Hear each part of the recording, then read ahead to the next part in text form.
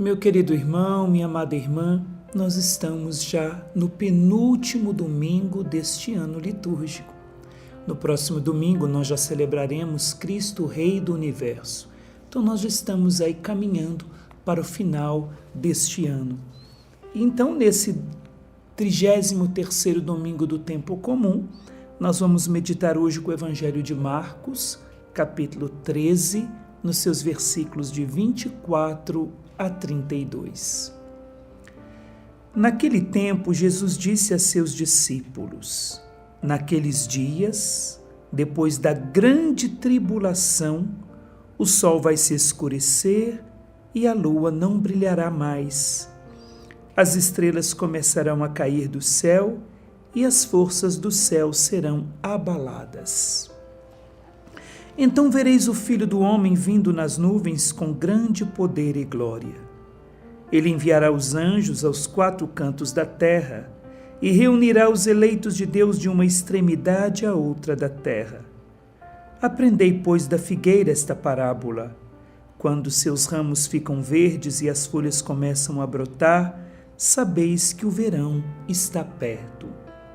Assim também, quando virdes acontecer essas coisas, ficais sabendo que o Filho do Homem está próximo, às portas.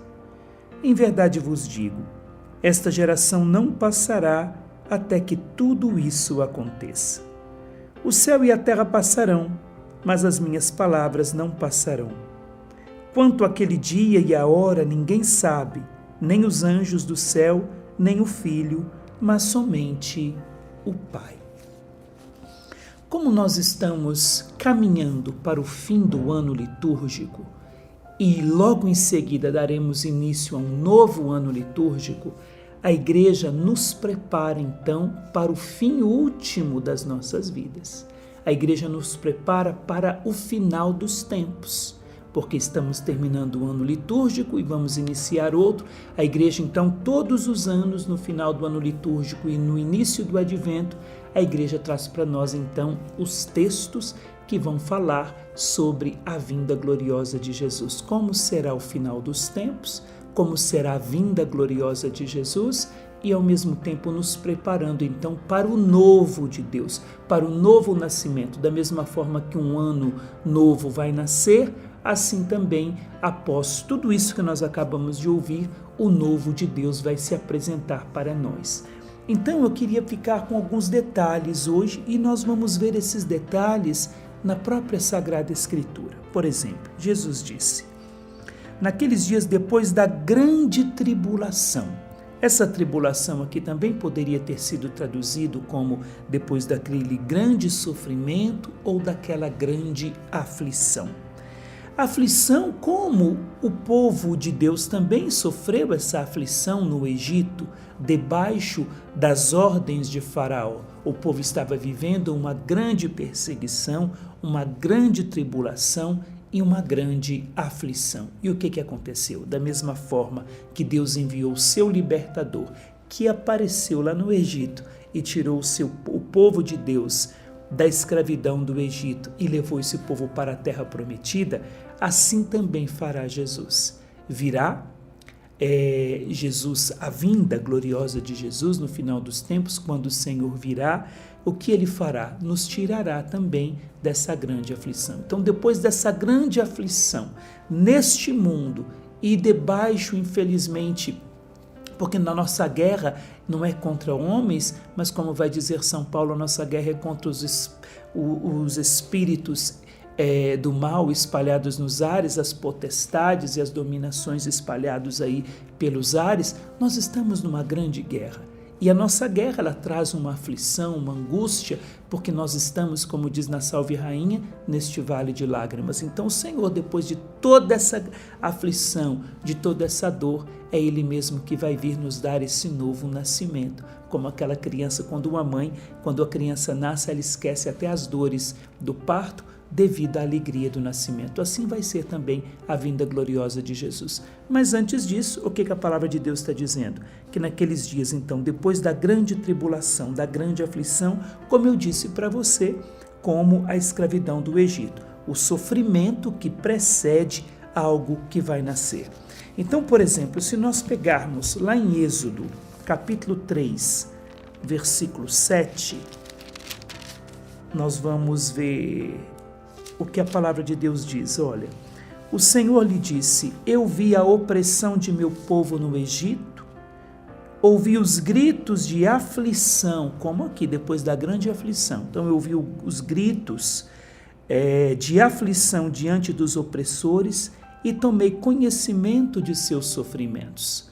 Então, ou seja, o povo de Deus estava vivendo isso no Egito, é o que o Senhor está dizendo para os seus discípulos, que depois então de toda essa dor, de todo esse sofrimento, de toda essa aflição, olha o que diz a palavra: desci para libertá-los das mãos dos egípcios e fazê-los sair desse país para uma terra boa e espaçosa, terra onde corre leite e mel, para a região dos cananeus e dos heteus, dos amorreus e dos ferezeus, dos heveus e dos jebuseus. É o Senhor que vai tirar o seu povo da aflição e vai levar o seu povo para uma terra prometida. Jesus também, na sua vinda gloriosa, nos promete então um novo céu e uma nova terra, a terra prometida, a Jerusalém celeste. Então a vinda gloriosa de Jesus vai ser essa grande libertação depois da nossa grande aflição aqui neste vale de lágrimas. O clamor dos israelitas chegou até mim. E esse clamor nós o fazemos todos os dias na Santa Missa. Quando o padre e o sacerdote diz: eis o mistério da fé, e ali toda a comunidade, no mundo inteiro, em todas as línguas e nações, o povo cristão católico clama a vinda de Jesus, quando esse povo diz: anunciamos, Senhor, a vossa morte, proclamamos a vossa ressurreição, vinde, Senhor Jesus. Então esse é o nosso clamor. E da mesma forma que o Senhor diz: o clamor dos israelitas chegou até mim, hoje nós poderíamos dizer, o Senhor dizendo: o clamor do meu povo, dos meus filhos, dos cristãos, chegou até mim. Eu vi a opressão que os egípcios fazem pesar sobre eles. E agora vai, eu te envio ao faraó para que faça sair meu povo, os israelitas, do Egito. Foi o que Deus fez enviando Jesus, nos libertou do pecado. Agora, no final dos tempos, depois de toda a nossa aflição, é o Pai que vai de novo enviar o seu Filho, porque só o Pai sabe, porque essa é a missão do Pai, enviar, e Jesus é o enviado, então só o Pai sabe a data, porque não cabe na missão de Jesus saber a data. Então, olha, quanto àquele dia e a hora, ninguém sabe, nem os anjos do céu, nem o Filho, mas somente o Pai, porque o Pai é aquele, então, que envia. Aqui na palavra nós vemos, depois da aflição, olha o que diz a palavra de Deus: o sol vai se escurecer e a lua não brilhará mais. As estrelas começarão a cair do céu e as forças do céu serão abaladas. Significa que tudo ficará escuro. O sol ficará escuro, a lua ficará escura, não haverá mais brilho, não haverá mais luz, haverá um período de grande escuridão. Isso nós também vemos lá em Êxodo, capítulo 10. Estou fazendo essa comparação da palavra lá do Novo Testamento aqui com o livro do Êxodo, para dizer que a vinda de Jesus será uma grande libertação para nós, e será quando todas as coisas serão colocadas debaixo dos seus pés, a terra que é o estrado, o escabelo dos seus pés. Então em Êxodo 10, versículo 21 a 23, nós vemos assim: o Senhor disse a Moisés: estende a mão para o céu e faça-se tal escuridão sobre a terra do Egito, que se possa apalpá-la. Moisés estendeu a mão para o céu e fez-se densa escuridão em todo o Egito durante 3 dias. Um não podia ver o outro, e durante 3 dias ninguém se moveu do lugar onde estava, mas onde moravam os israelitas havia luz. Isso já revela para nós, então, aquilo que Jesus está dizendo aqui, dessa grande escuridão que vai preceder, então, a sua vinda gloriosa. E só haverá luz onde? Para aqueles que serão salvos, para aqueles que irão ao seu encontro, como diz São Paulo aos Tessalonicenses, irão ao encontro do Senhor nos ares. Para os salvos, para aqueles os que serão salvos, irão morar com Jesus nesse novo céu, nessa nova terra, para eles também haverá essa luz, como nós vemos aqui que havia no acampamento dos israelitas. Então, tudo isso para revelar para nós que haverá uma grande escuridão, para dizer que o homem está fazendo a opção por viver. A luz veio, mas os homens preferiram as trevas, vai dizer o Evangelho de João.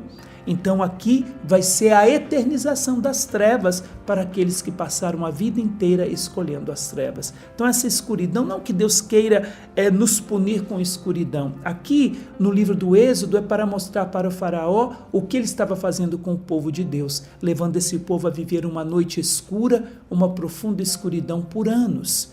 E assim estava a escolha do faraó de viver também na própria escuridão, nas trevas, levando os filhos de Deus a viverem na escuridão. Da mesma forma que Faraó escolheu e fazia isso, é isso que Jesus quer dizer. O povo que está escolhendo viver nas trevas também vai eternizar essas trevas para aí todo sempre. Será a eternização da escolha da escuridão.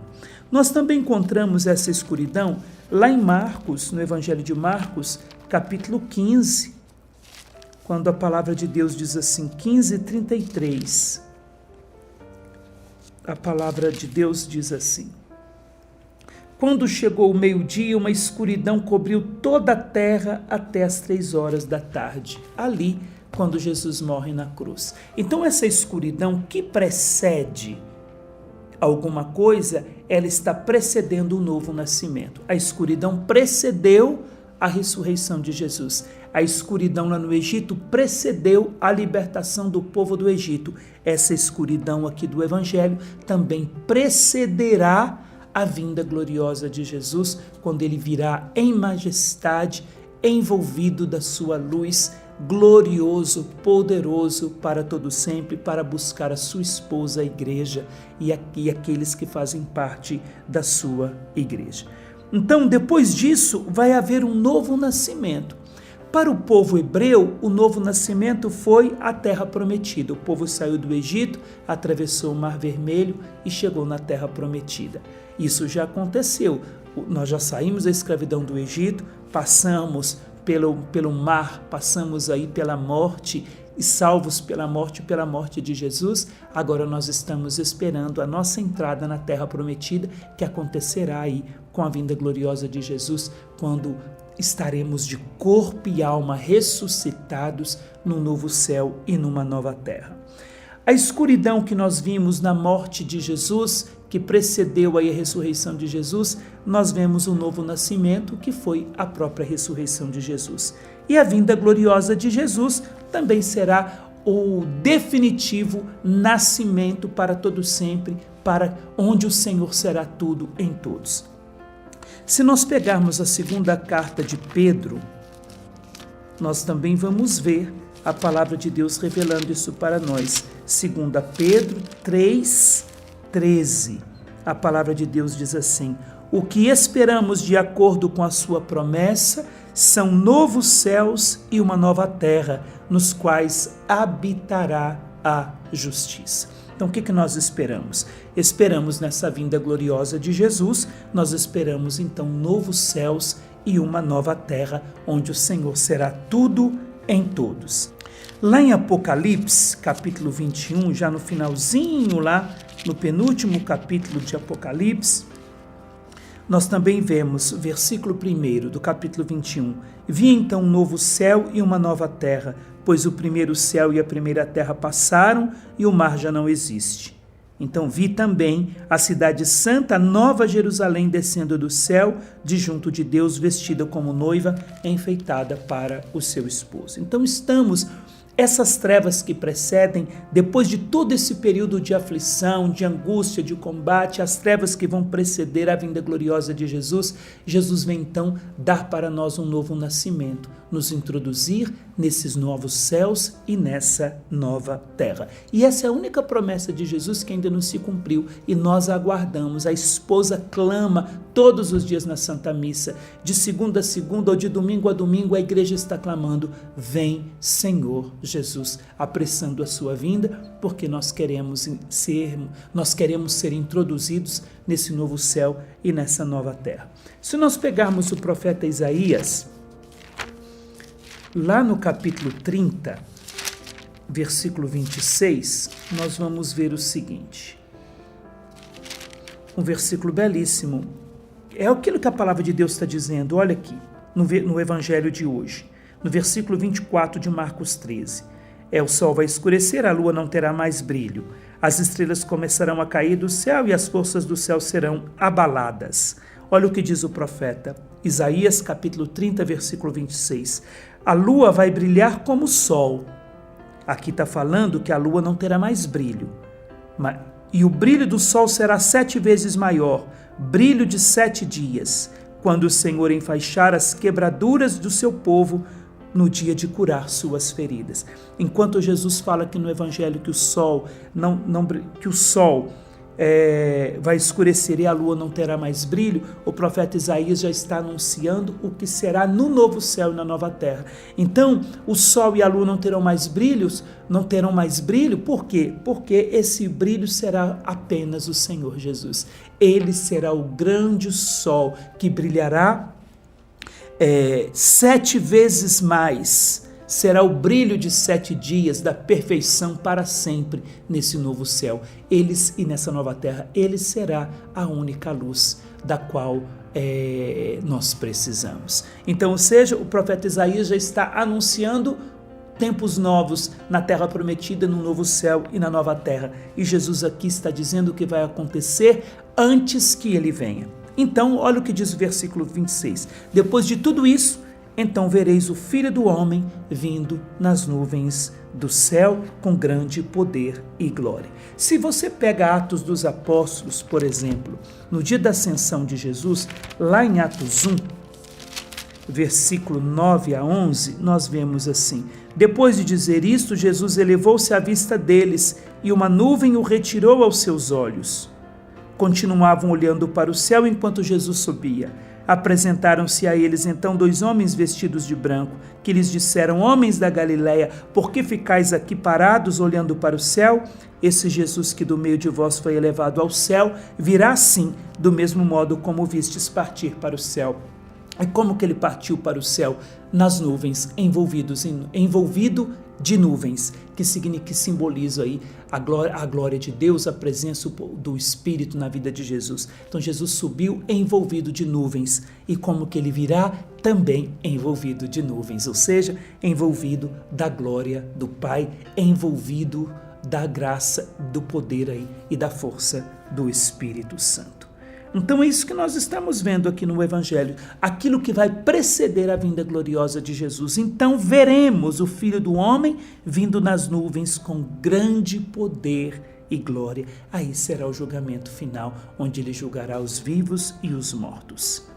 E assim termina o Evangelho dizendo que essa geração não passará até que tudo isso aconteça. E que geração é essa? Não é a geração de Marcos, não é a geração da época dele, porque aquela geração já passou e não viu isso acontecer, mas é a geração marcada aí pelo pecado de Adão. É a geração de Adão, a geração dos cristãos, é a geração que foi marcada e ferida pelo pecado original. É essa geração que verá a vinda gloriosa de Jesus. Ou seja, eu, você, todos os que morreram antes de nós, aqueles que virão depois de nós, são esses que verão o Senhor vindo sobre as nuvens do céu, com grande poder e glória. Ou seja, toda geração marcada pelo pecado de Adão e salva pelo sangue de Jesus derramado na cruz. Então que o Senhor, nesse final desse ano litúrgico, enche o nosso coração de esperança e de desejo profundo que Ele venha o mais rápido possível para nos tirar dessa aflição e nos introduzir num novo céu e numa nova terra. Que o Senhor lhe abençoe. Ele que é Pai e Filho e Espírito Santo.